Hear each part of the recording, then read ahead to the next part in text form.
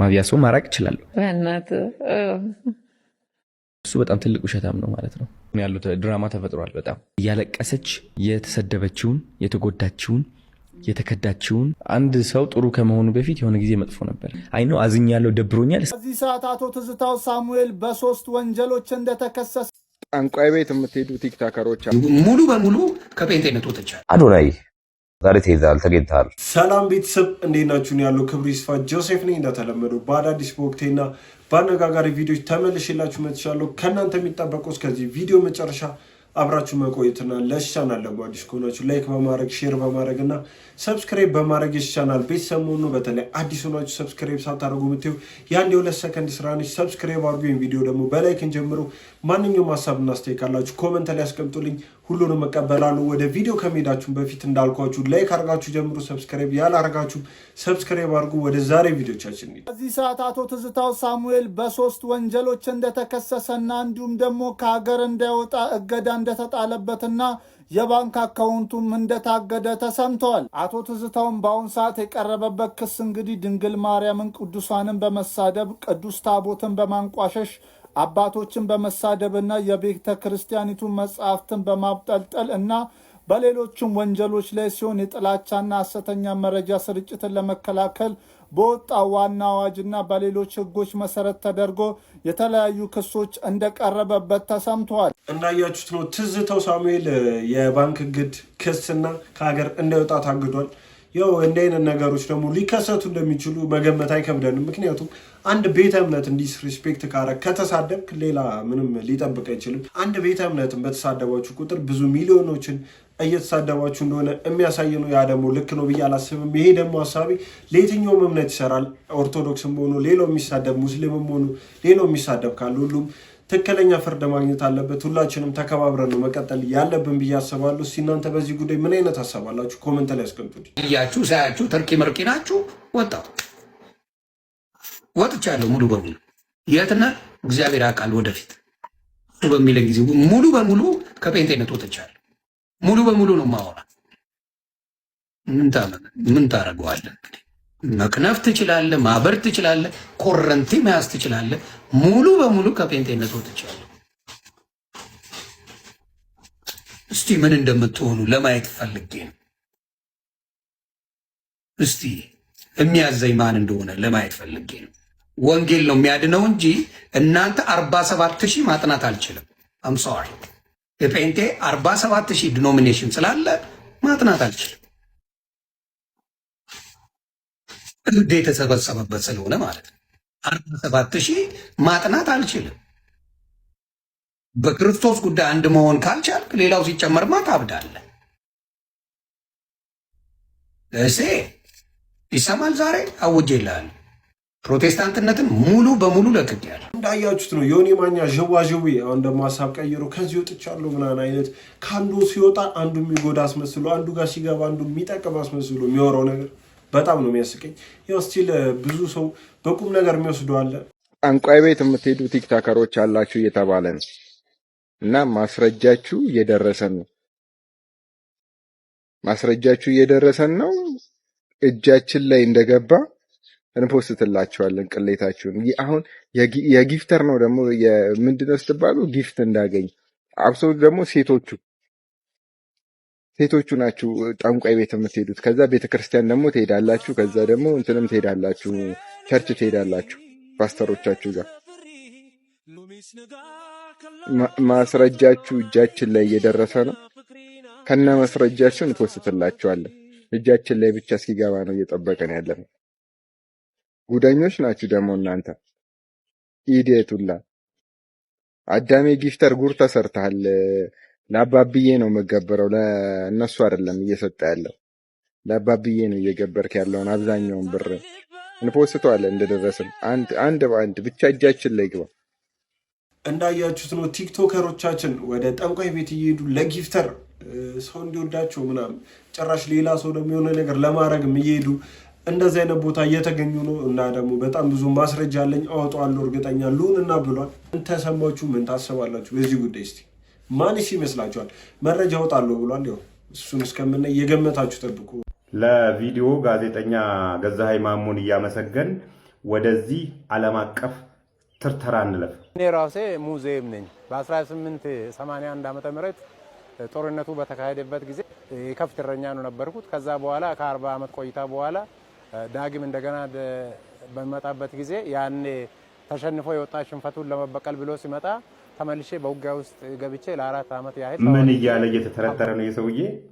የአድዋ ጦርነት ጊዜ ተዋግቻለሁ እያለ ነው። ጉድ ስማ፣ ቁጥር አያውቅም እንዴ? እንግዲህ 1888 እስከ 2018 ስንተኛ ዓመት ነው ማለት ነው? 130 ዓመት አይደል? እሱ በ1881 እረኛ ነበርኩ እያለ ነው።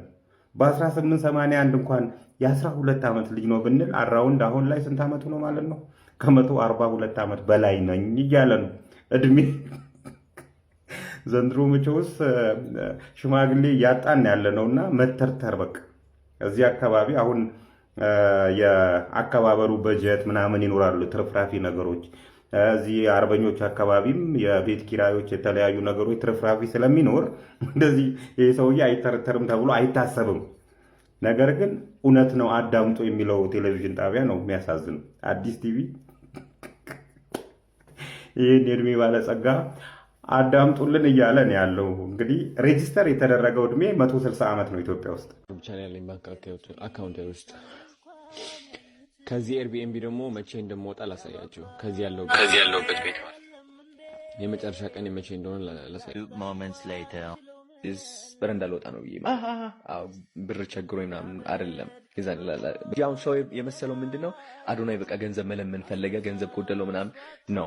ለምኜ ቤተሰቦችን ብዋረድ አይሻለኝም? ከሀገር ፊት ከምዋረድ ገባ። ቤተሰቦች ሀብታሞች ናቸው። they can send me any money I want። እነሱን ከእናቴ ፊት ብዋረድ ይሻለኛል። ምን አለ መሰላችሁ? ቴስት ኤንድ ትረስት የሚባል ነገር አለ። ቴስት ኤንድ ትረስት ማለት መጀመሪያ ይሞክራል፣ ይፈተናል፣ ከዛ በኋላ ይታመናል። አዶናይ እንደዛ ነው ያደረገን። መሸወል የኢትዮጵያ ሕዝብ ይችላል ወይስ አይቻልም የሚለው ነገር ቴስት አደረገ። ከዛ በኋላ አመነን እኛም መሸወድ እንደሚችል በማስረጃ ዛሬ ማጠብቁት ነገር ማወራላችሁ። ኮፒ ሊንክ፣ ሪፖስት፣ ሼር እያደረጋችሁ ታደምጡ ፈልጋለሁ። እሺ አዶናይ ያልተጠረጠረ ተመነጠረ ነው። ዛሬ ተይዛል፣ ተገኝተሃል።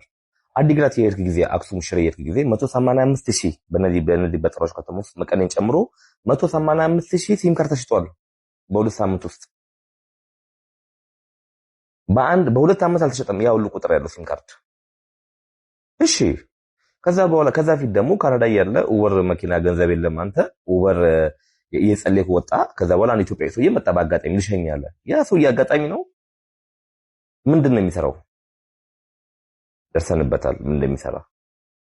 ትቀጥል ደግሞ ዩቲናስ ያኔ በ5,000 ነው ምናምን ስበልጥ በአንዴ ያንተ ሰዎች መጥተው ሰማይ ደረሱት ቤት በነዛ ሲም ካርዶች። ከዛ በኋላ የራስ ቴሌግራም ቻናል ከፍታችኋል። በውስጥ ለውስጥ ነው የምታወሩት። የሰው አካውንት ታዘጋላችሁ፣ ዋሪንግ ታሰጣላችሁ። እሱ ብቻ አይደለም፣ በጊፍት የሚንቀሳቀሰው ገንዘብ ወዴት እርዳታ እንደሚሄድ ደርሰንበታል። የከተማ ልጆች ከምንም የዋህ የሆናችሁ ልጆች ትንሽ ልባችሁን ያዝ እያደረጋችሁ ቆጠብ እያደረጋችሁ ነገ ከነገ ወዲያ የሆነ ነገር ሊመጣ ይችላል። መንግስት ይህን ጉዳይ ሊመረምረው ይገባል። በማስረጃ ነው ማውራው። ያው አዶናይ ላይ ጥላቸው እንደቀጠለ ነው። የሆነ ሰው ሲረዳው ቀርሞ ከፍሉት ነው ምናምን አይነት እንደዚህ የሚወሩ ሰዎች አሉ። እኔ በበኩሌ እንደ አይነት ሰዎችን አላምነው። እሺ ምን አይነት ሀሳብ አላችሁ? እና ደግሞ ከአዶናይ ሳንወጣ አዶናይ ትናንትና አምለሰት ሙጬ ጋር ከሁለቱ እህቶቹ ጋር ቀርቦ ነበር። በጣም የሚገራረሙ ነገሮችን ተናግሯል። ስለነ ጃኒ ስለተፈጠረው ነገር እስከ ማልቀስም ደርሷል። በጣም ስሜታዊ የሆነበት ኢንተርቪው ነበርና በጣም ብዙ ነገሮችን ተናግሯል። ያው እስካሁን ያልሰማናቸው ስለ ጃኒና ስለሱ ግንኙነት ምን እንደተፈጠረ ምን እንደሆነ ነገሩና እንዴት እንደሚቀጥል ነገሩንስ እንዴት እንደሚፈታው እንደሚተዋት ወይ አብሮ እንደሚቀጥል ሁሉን ነገር ተናግሯል። እስከ መጨረሻው አብረን አይተን እንመለስና ሀሳብ እንሰጥበታለን። የተሰደበችውን፣ የተጎዳችውን፣ የተከዳችውን ሁሉም ያጋጠማት ስቴፕ ባይ ስቴፕ እያስተማርኩኝ የቤት ስራ እየሰጠው አሳይመንት አላት በየ3 ፔጁ እየጻፈች ጆርናል እያደረገች ራሷን እያከመች እያለቀሰች እየለቀቀች እያወጣች የሆነ ደረጃ ላይ ትደርሳለች። ከዛ ደረጃ ደግሞ ከፍ አረጋታለሁ። ከዛ እዚህ ጋር ስትደርስ ምርጫ የላትም፣ ታዋቂ ትሆናለች። ግዴታዋ ነው። ባይዘው ታዋቂነት ማለት መብራት ማለት ነው። ታውቂያለሽ? አሁን እኔ ያደረኩት አይምሮዬን አለመስማትና ልቤን መከተል ነው። የሚገባው እሱ ከሆነ እሱ ይገባዋል። አዶናይ ይገባሃል ካለኝ ልቤ ደግሞ እኔ ራሴ አሳየዋለሁ እንዴት ስኬታማ እንደምሆን በራሴ ማለት ነው። እና ያ ይገርማል። ምክንያቱም በጣም ወጣት ነህ። በዚህ እድሜ ደግሞ የራስን ነገር አሳልፎ ሌላው መስጠት ደግሞ ትልቅ ልብ፣ ትልቅ አይምሮ፣ ሰፊ መሆንን ይጠይቃልና እንደው ያንን ከድሮ ጀምሮ የነበረ ነገር ነው ወይስ ድንገት አሁን በእድገት ውስጥ እያለ የመጣ ነገር ነው? መስጠት፣ ማካፈል፣ ለሰዎች መድረስ ሌላ ሌቭል ነው ብዬ አስባለሁኝ። በጣም ጀስት ሙሉነት አለው ለሰው መስጠት። ደስታ ይሰጥሻል። በጣም ደግሞ ለጥቅም ብለሽ መስጠት ስታቆሚ የሆነ ሙሉነት ታገኛለሽ፣ ትኮሪያለሽ፣ በታዋቂነትሽ ትኮሪያለሽ፣ ሙሉነት ይሰማሻል።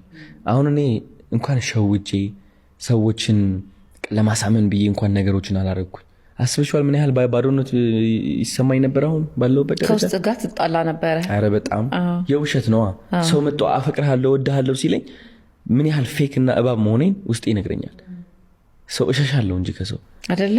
እንደዚህ ኮንፊደንስ አይኖርህም። ቀና ብዬ መናገርም ስለ ፍቅርም የመስበክም እና ቀና ብሎ በሙሉ ልቡ ስለ ፍቅር መናገር የማይችል ሰው ደግሞ የሚናገርም ሰው ያሳውቃል። የውሸት ከሆነ ታውቂዋለሽ፣ አንቺ ፊል ታደርጊዋለሽ። በጣም እና ንጹህነቴን እመርጣለሁ ሁሌም። ከሁሉም በላይ ንጹህነቴን ነው የምመርጠው። ንጹህነትሽን ካጣሽ that means ምን ይሉታል መሰለሽ? you sold your soul to the devil ይሉታል። አሁን ይሄ ኢሉሚናቲ ምናምን የሚሉት እኮ እቺ ንጽህና እኮ ነው የሸጧት። እቺ ውስጣቸው ንጽህና አሳልፎ ሸጧት። ለምን? ለታዋቂነት፣ ለገንዘብ። እኔ ጥንቅር ብሎ ለምን አይቀርብኝም ገንዘብ? ለምን ታዋቂነት እዛው አይሄድም? ምን ንጽህና ነው ማሯሩጦ ነው ሁሌም። ጋሽ ሰለሞንና ለሱራፌል ደግሞ የመኪና ሽልማትም አድርጋልና እስቲ እንደው ስለዛም ስለነበረው ሂደት የሆነ ነገር በለን። በጣም ብዙ በጎ ነገሮችን በአጭር ጊዜ ውስጥ አሳይተናል። ይሄ በጣም ደስ የሚል ስኬት ነው። እኔ ስኬት ብዬ የምጠራው ይህንን ነው። ለራስ መኖር በጣም ቀላል ነው፣ ለአንድ ሰው ለአንድ ራስ። ለሌሎች ደግሞ ችግራቸውን አይቶ መድረስ ደግሞ ትልቅነት ነውና እንዴት ነበረ ይህ ሀሳብ የመጣለ? እንዴት ስኬታማ ሆነ? አይ ቲንክ እነዚህ ሀሳቦች የመጡት ቪዲዮ ተቀርጸው ሲለቀቁ ነው። የጋሽ ሰሎሞን ያየሁትና ድሮ የአርበኛው ልጅ የሚላለ ፊልም የጋሽ ሰሎሞን ያለቀስኩበት መጨረሻ አካባቢ ከማንዴላ ጋር ሆኖ እንደዚህ በቃ እየፎከሩ ምናምን በጣም አልቅሻለሁ በዛ ፊልምና እንዴት አልኩኝ። በቃ ውጭ ሀገር ያሉት ሆሊውድ የሚሰሩ አክተሮች ምናምን እንኳን አውቃቸዋለሁ ህይወታቸው ምን እንደሆነ ምናምን እንዴት እንደሚከበሩ እንዴት እዚህ ሁሉ ነገር አድርገው ጋሽ ሰሎሞን ታክሲ ለመያዝ እንዴት ይሮጣሉ። ከታክሲ በኋላ ልቤ ነው ያለኝ። ጀመርኩት ቻሌንጁ። በዚህች ነች ጀመረች እኮ ሐሳቡ አልነበረኝም ወደዚህ ይቀየራል የሚል እና ወደዚህ ተቀየረ። ጋሽ ሰሎሞን አሳካ ነው። የሱራፌል ተካንም እንደዛው። አሁን ደግሞ ቀጣይ ያሉት ድራማ ተፈጥሯል። በጣም ሰው ልቤ ይቅርታለሁ because ብፁዕ እንዳልሆንኩኝ ያውቃለሁ። አንድ ሰው ጥሩ ከመሆኑ በፊት የሆነ ጊዜ መጥፎ ነበረ። የሆነ ጥሩ ሰው ደግሞ መጥፎም ይቀየራል። ተጎድቶም ይሁን የሆነ ነገር አጋጥሞት ምናምንና ብዙዎቻችን እርስ በራሳችን የምንቀያየመው የደረሰብን ነገር ስላለ ነው። ከደረሰብን ጉዳት ተነስተን ነው ሌላ የምንጎዳው። ሰው እኔ እንደተቀየምኩት ሁሉ እኔ ማስቀይም ያለው ሌላ ሰው ልቤ ይቅርታለሁ because ብፁዕ እንዳልሆንኩኝ ያውቃለሁ። ማንም ሰው ዝም ብዬ አስቀይመኛልና እንዲህ አልፋለሁ ማናንተ ይቅርታል ማለት በልቤ ይቅርታን ተጎናጽፌ ያ ሰውን በውስጤ በልቤ መስመሬን እኮ ማስመር እችላለሁ፣ ያ ሰው ማራቅ እችላለሁ። ግን ደግሞ ያ ሰው እንደሆነም አውቃለሁ። at the same time ያ ሰው ያጠፋው ጥፋት እኔም ላጠፋ እችላለሁ ወይም አጥፍቻለሁ። ስለዚህ የሆነ ሰው መጥቶ ሲያስቀይምሽ አንቺ ያ ያስቀየመሽ ሰው አንቺም የሆነ ጊዜ ላይ የሆነ ሰውን አስቀይመሻል። ብፁዕ እንደሆንሽ አይተሽ ማና አንተ ምናምን ብለሽ ከንጽህና ለመጨቃጨቅና ያ ሰውን ጥፋተኛ ለማድረግ ስትሞክሪ ያቺ ቀን እያስታወስሽ አይደለም ማለት ነው። አንቺም ያ ሰው ነበርሽ። ስለዚህ እሱን ሰው ተመልሰሽ ያደረሰብሽ የሆነ ጉዳት ለመመለስ ሳይሆን መሞከር ያለብሽ ኦኬ ተጎድተሃል፣ I see you, like I'm sorry. I mean that doesn't mean ከኔ ጋር እጠብቃለሁ ማለት አይደለም። መስመሬን እጠብቃለሁ፣ ለቀቅላለሁ። ግን ደግሞ በፍቅር አይቼ በቃ ሰው እንደሆንክ ተገንዝቤ በልቤ አቀፌ ነው ጉዜን እንቀጥለው። ይህ አንደኛ ለዛ ሰውም አንደኛ ሕክምና ነው፣ ለራስሽም ሕክምና ነው። ሰው እንደሆንሽም ታስተውያለሽ፣ ብፁዕ እንዳልሆንሽ ታውቂያለሽ። ነገም አንተ ያንን ልትሰራ ትችላለህ በሆነ አጋጣሚ እና ያ ብዬ ነው በቃ ፐርፌክሽን እንደሌለ ማወቅ፣ ማንም ሰው ብፁዕ መሆን እንደማይችል ማወቅ። በጣም እንዳያችሁት ነው። በጣም ብዙ አስተያየቶችን ሰጥቷል።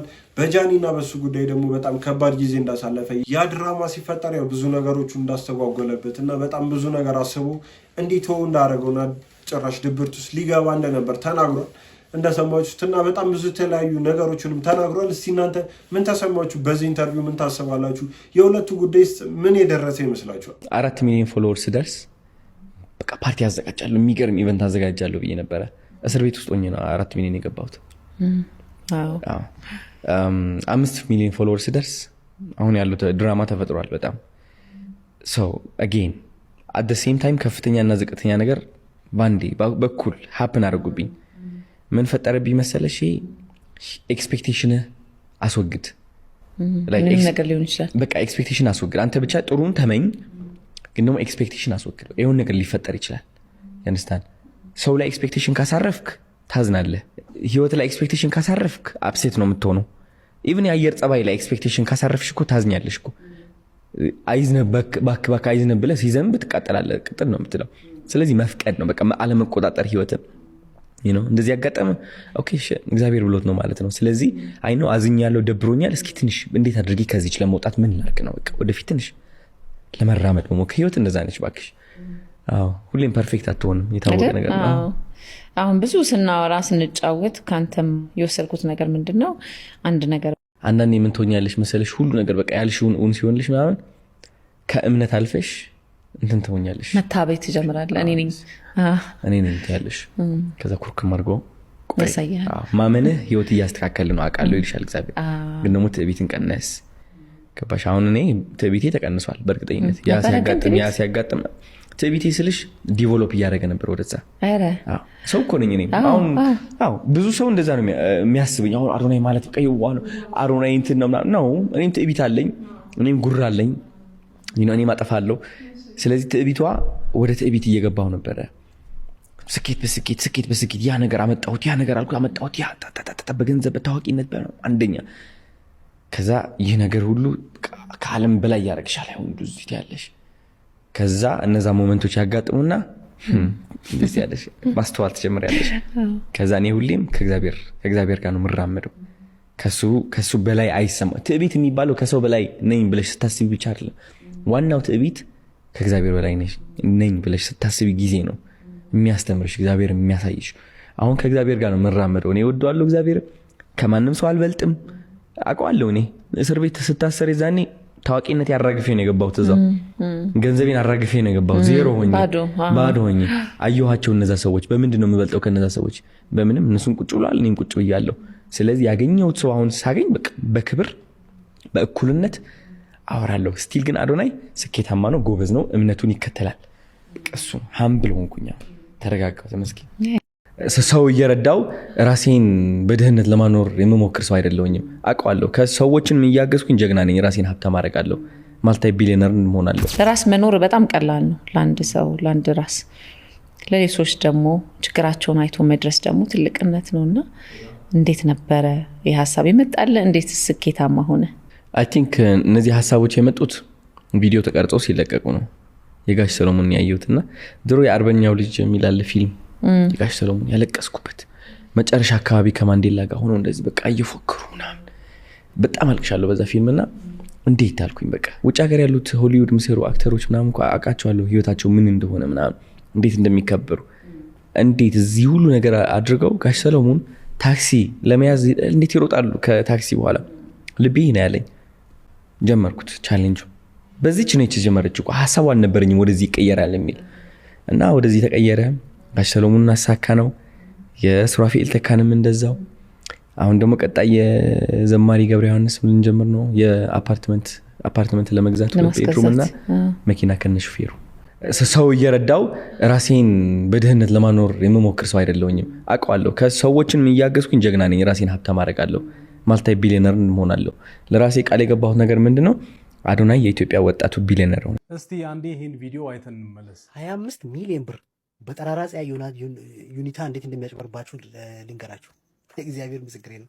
5,000 ሺህ ብር ክፈሉኝና 5,000 ሰው አስለጥናችኋለሁ፣ በወር 150 ሚሊዮን ብር እንድታገኙ አረጋችኋለሁ ብሎ ወላይታ አጭበረበረ። በየክልሉ ዞራሉ ብሎ እኮ ነው።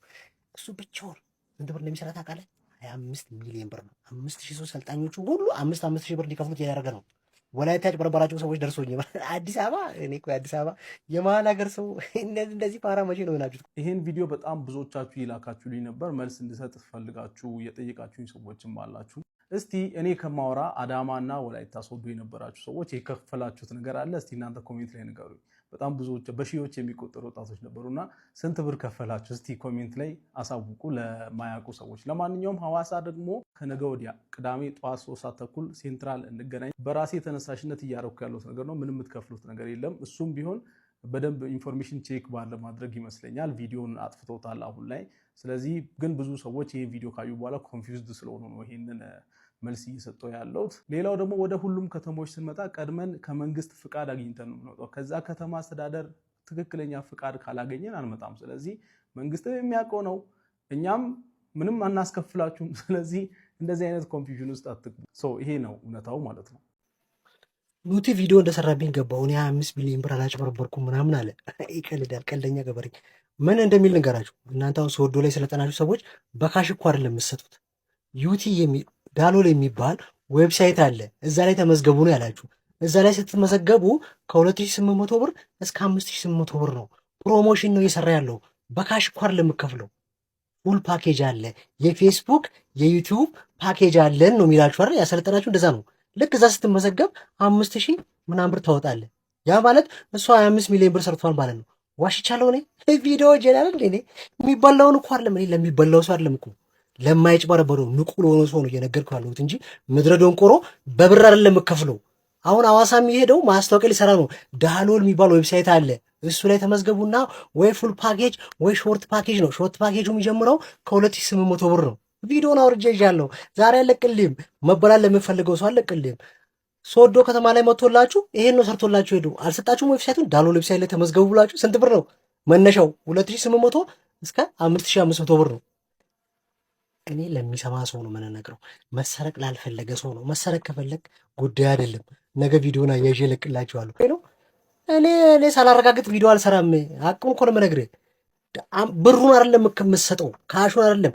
መቶ ሲያስተዋውቅ ሳሊቬት ያደርጋል። በ30 ደቂቃ አንተን ኤዲተር ያደረገ ግራፊክስ ባለሙያ ያደረገ የወር ነው ስልጠናው። እያስተዋወቀባችሁ ነው። ዳሎል ዌብሳይት የሚባል አለ። ዳሎል ዌብሳይት ላይ ተመዝገቡልኝ ነው የሚለው። በአንድ ቀን አንተ ኮንተንት ክሬተር ልትሆን፣ ኤዲተር ልትሆን፣ ግራፊክስ ባለሙያ ልትሆን። ሶዶ ከተማ ያላችሁ ሰዎች እኛ በነፃ ነው ይላል። ሐዋሳም በነፃ ነው። እኛ ጋርም ቢመጣ በነፃ ነው። ምኑን ነው የሚሰጣችሁ? ለእናንተ ስልጠናው ላይ ያችን ዌብሳይት ነው የሚሰጣችሁ።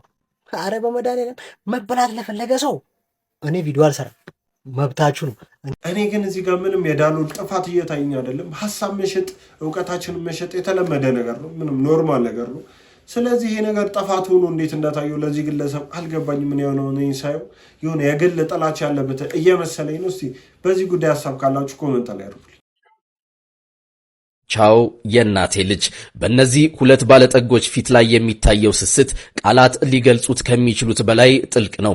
ዕድሜ ፊታቸው ላይ የጊዜን አሻራ ቢያሳርፍም በመካከላቸው ያለው መተሳሰብ ግን እንደ ትላንቱ አዲስ ነው። ወንድም እህቱን ሊጠይቃት መጥቶ የመለያ ሰዓቱ ሲደርስ ያ ትዕይንት አንጀት ይበላ ነበር። እህት እንደ ሕፃን ልጅ ስቅስቅ ብላ ታለቅሳለች። ወንድም ደግሞ ወንድ ልጅ ሰው ፊት አያለቅስም በሚል ስሜቱን ቢደብቀውም የልቡ ስብራት ግን በዓይኖቹ ግርጌ ይነበባል። ያቺ ቻው የእናቴ ልጅ የምትል ቃል በውስጧ የዓመታትን ትውስታና የማይበጠስ የደም ትስስራን አጭቃለች። በዚህ በራስ ወዳድነት በሰከረው ዘመን እነዚህ ቅን ሰዎች የፍቅር ተምሳሌቶች ናቸው። መተሳሰብ፣ መከባበርና መዋደድ እንዲህ ነው። ይህን ፍቅር ለምትመኙላቸው ሁሉ አጋሩት። ቤተሰብ የህይወት ትልቁ ሀብት ነውና መልካም ጊዜ። 5 ዓመት ፍቅሬ በኔ ላይ ረገዘች። ታሪኩ እንዲህ ነው። በጣም የምወዳት በጣም የማፈቅራት የ5 ዓመት ፍቅሬ ከዕለታት አንድ ቀን አብረን ቁጭ ብለን ሳለ አስመለሳት። እናም እርጉዝ ነኝ አለችኝ። እኔም በጣም ደስ ብሎኝ ለእናቴ ለሁሉ ቤተሰቤ ተናገርኩ። ከዕለታት አንድ ቀን ደውላ በርገርና ቴሜር አማረኝ ብላ ይዣላት ሲሄድ እግሬ ላይ ተደፍታ አለቀሰች። እናም ይቅርታ፣ ይህ ልጅ ያንተ አይደለም፣ ይህ ልጅ የሌላ ሰው አለች። እኔም የ5 ዓመት ፍቅሬ በጣም የምወዳት ፍቅረኛ ይህንን ታደርጋለች ብዬ ባለመጠበቄ በጣም ስለምወዳት ልጁ የሌላ ወንድ ቢሆንም ይቅርታ አድርግልሻለሁ፣ ችግር የለውም፣ ከኔ ጋር ትሆኛለሽ ብዬ ተቀበልኳት። ነገር ግን በሌላኛው ቀን ስልኬን ብሎክ አደረገች። በጣም ተጨነቅኩ፣ ተረበሽኩ። በጣም ነው መወዳት፣ በጣም ነው ማፈቅራት። እናም የሆነ ቀን የሆነው ሁሉ ነገረችኝ። ከዛም ይቅርታ ጠየቀችኝ። እኔም ይቅርታ አድርጌላት ልጁ የሱ ባይሆንም የሌላ ወንድ ቢሆንም ልጁንም እሷንም አብሮ እንደሚቀበል በግልጽ ነገራት። እናም እንቁላል አምሮኛል ስትለው እንቁላሉን ይዞ ሲሄድ ብሎክ አደረገች። ከዛም በኋላ ስልኩን አታነሳም፣ ስልኩም አይሰራም። ይህ ታሪክ የአንድ ወንድሜ ታሪክ ነው። የ5 ዓመት ፍቅሩ በላው ላይ ቺት አድርጋ ከሌላው እንዳረገዘች፣ ነገር ግን ስለሚወዳት ስለሚያፈቅራት ምን አደረገላት? ይቅርታ አደረገላት። ልጁን እንዳንቺው ይቀበለዋል። አየሽ ለንቲ በጣም የሚወድሽ በጣም የሚያፈቅርሽ ወንድ ቺት አድርገሽበት እንኳን ይቅርታ አደረግልሻል። ልጁ የሌላ መሆኑን እያወቀ እንኳን ችግር የለውም ነው ያላት። ልጅሽን እቀበልልሻለሁ፣ ከኔ ጋር አሳድገዋለሁ፣ ልጁ እንደኔ ያየዋለሁ ነበር ያላት። ለምን? ስለሚወዳት ስለሚያፈቅራት። እንኳን እጁን አንስቶ እንደዚህ ሊገዘግዝሽ ቀርቶ ማለት ነው። ወንድ ልጅ ሲያፈቅር በዚህ ልክ ነው። አየሽ፣ ካላፈቀረሽ ካልወደደሽ ግን እንደፈለገው ያመነጫጭቀሻል፣ እንደፈለገው ያቆሽሻል፣ እንደፈለገው ይደበድብሻል። ይሄ ወንድ በጣም ነው የሚያፈቅራት። ይቅርታ አደረገላት። ለሌሎቻችሁ ደግሞ አንድ የምነግራችሁ አንድ ነገር አለ። እሱ ምንድነው? የፍቅር አጋራችሁ በእናንተ ላይ ቺት ካደረገባችሁ ለእናንተ ፍቅር ስለሌለው ከዛ ሰው ጋራ ምንም አይነት ትዳር የምትጀምሩበት ምክንያት የለም። ምክንያቱም ሰዎች ቺት የሚያደርጉት ለዛ ለፍቅር አጋራቸው ፍቅር ሳይኖራቸው ሲቀር ነው። ስለዚህ እቺ ሴት ይኸውልህ ወንድሜ፣ አንተ ስለምታፈቅራት ስለምትወዳት ቺት ስላደረገችብህ በአንተ ላይ ከሌላ ወንድ ስላረገዘች እንኳን ይቅርታ አደረክላት አይደለ? ነገ ላይ እቺ ሴት በአንተ ላይ ቺት ማድረጉ አይቀርም። ለምን መሰለህ? ምክንያቱም አንተ ግን አታፈቅርህማ። ይኸውላችሁ ሰው 10 ዓመት 20 ዓመት ከእናንተ ጋር ኖረ ማለት ያፈቅራችኋል ማለት አይደለም። ምክንያቱም የዚህች ልጅ ታሪክ አንዱ ምሳሌ ነው።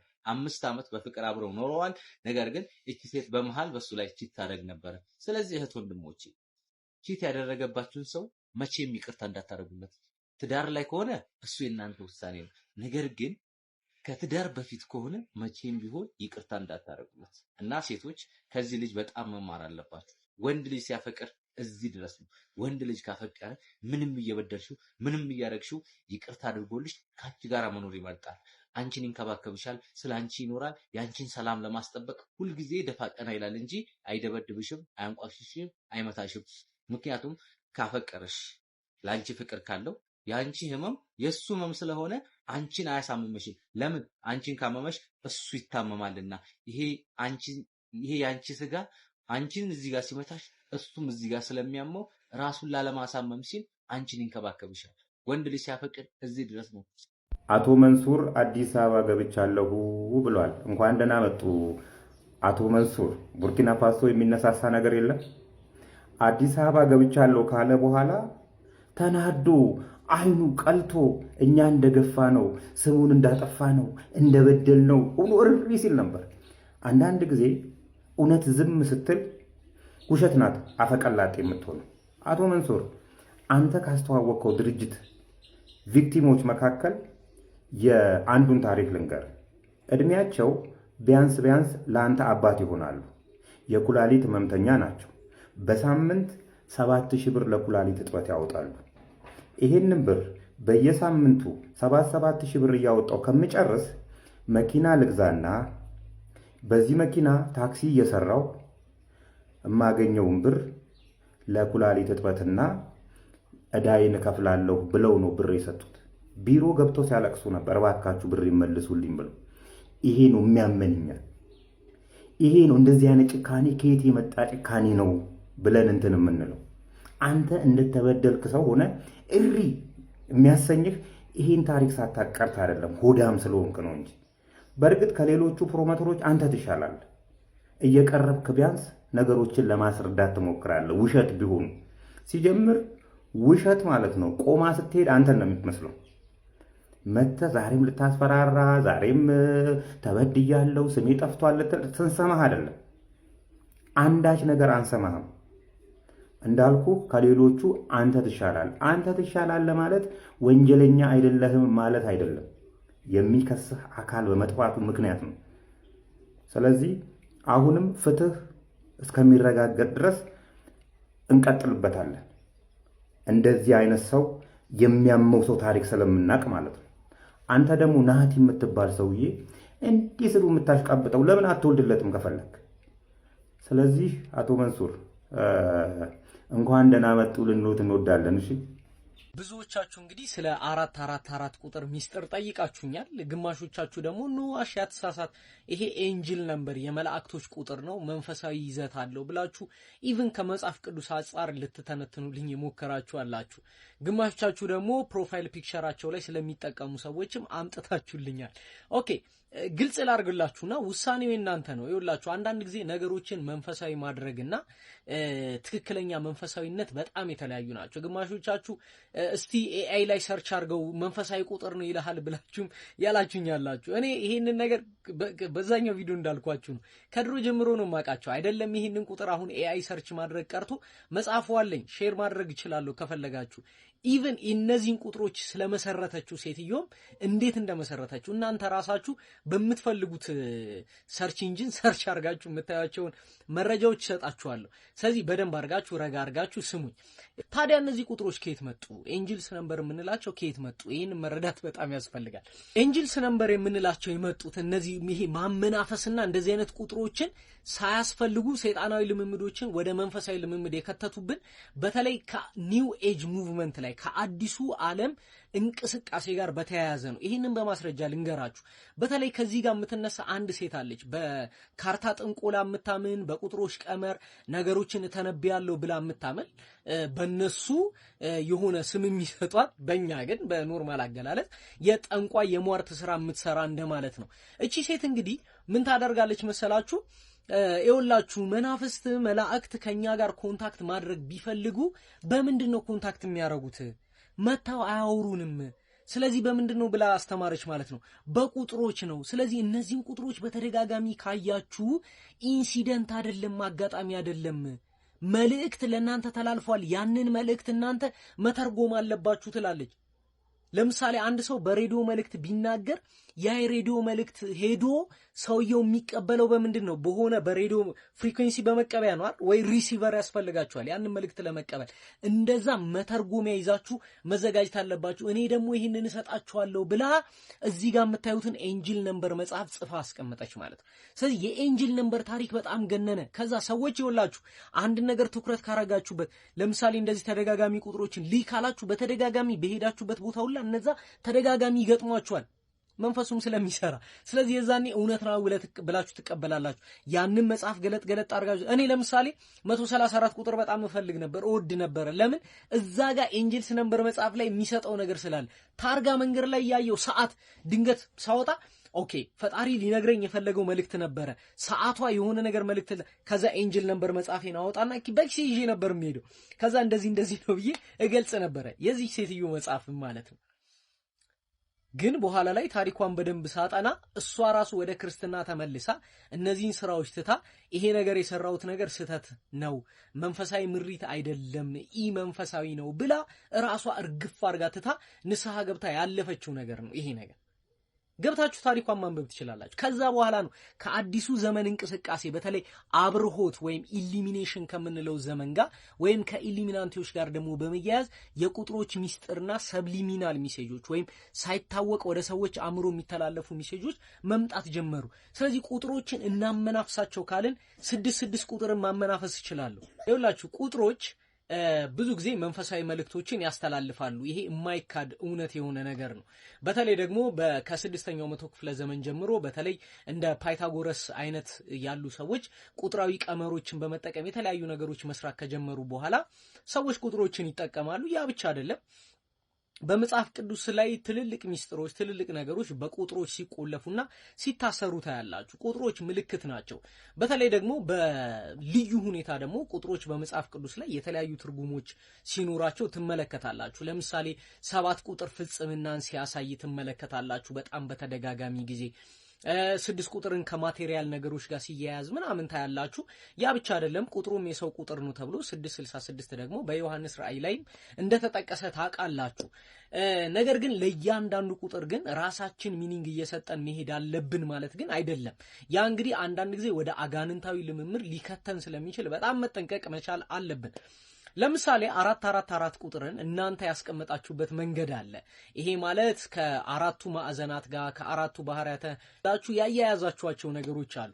እኔ 6 ቁጥርን እንደዛ አድርጌ 666 ቁጥርን መንፈሳዊ አድርጌ ላስቀምጥላችሁ። ለምሳሌ ሰው ልጅ የተፈጠረው በስድስተኛው ቀን ነው። ሰው ልጆች መስራት አለባቸው የሚባለው ለ6 ቀን ነው። ይኸውላችሁ ፍጥረትን ይወክላል፣ መስራትን ይወክላል። ያ ብቻ አይደለም። የሰለሞን ቤተ መቅደስ ደረጃው 6 ነበረ ዙፋኑ ላይ ሲወጣ። ያ ብቻ አይደለም። 6 የመሸሸጊያ ከተሞች ለእስራኤሎች ተሰጥተው ነበር። ያ ብቻ አይደለም። ክርስቶስ የመጀመሪያውን ተአምር ያደረገው በ6 ጋኖች ላይ ነው። ስለዚህ 666 ቁጥር መንፈሳዊ ነው፣ ለጥሩ ነገር እንጠቀመው ብዬ በመጣ ተቀበሉኛላችሁ? ልክ እንደዛ አይደለም። ይኸውላችሁ 4 ቁጥርንም የሚወክል 3 ቁጥርንም የሚወክል 5 በ5 ቁጥር ልሰራላችሁ ይችላል። በ5 ቁጥር ለምሳሌ ዳዊት የሰበሰባቸው ቁጥሮች ስንት ናቸው? 5 ገብታችኋል አይደል? ቤተ ክርስቲያን ራሱ ሲሰራ መስኮቱ፣ በሩ፣ ደረጃው ኤቭሪቲንግ በቁጥር ነው የሚቀመጠው። ግን መጽሐፍ ቅዱስ ላይ ብትሄዱ 4 የሚል ፓተርን 1 3 የሚሉ ፓተርኖች ግን የሉ። የጥንታዊ ክርስቲያኖችም ይህን ሲጠቀሙት አታዩም? ሌሎችም ማለት ነው። ስለዚህ የመንፈሳዊ ዓለም ጥበቃ ብላችሁ 4 ቁጥር የምትጽፉት ነገር ለኔ ነው ጀጅመንት ላይሆን ይችላል። ለኔ ትክክል አይደለም። እናንተስ እንዴት ተረዳችሁት? እናንተ እንዴት ገመገማችሁት? እሺ ቤተሰቦች የዛሬዎቹ ቪዲዮዎች እነዚህን ይመስሉ ነበር። እንደወደዳችኋቸው እንደተዝናናችሁባቸው ተስፋ አረጋለሁ። እስካሁን አይታችሁ ላይክ ያላረጋችሁ ላይክ በማድረግ ሰብስክራይብ ያላረጋችሁ ሰብስክራይብ በማድረግ የቻናል ቤተሰቡን እንዳይረሳ። በቀጣይ ቪዲዮ ደግሞ እስከምንገናኝ ሰላም ሁኑ።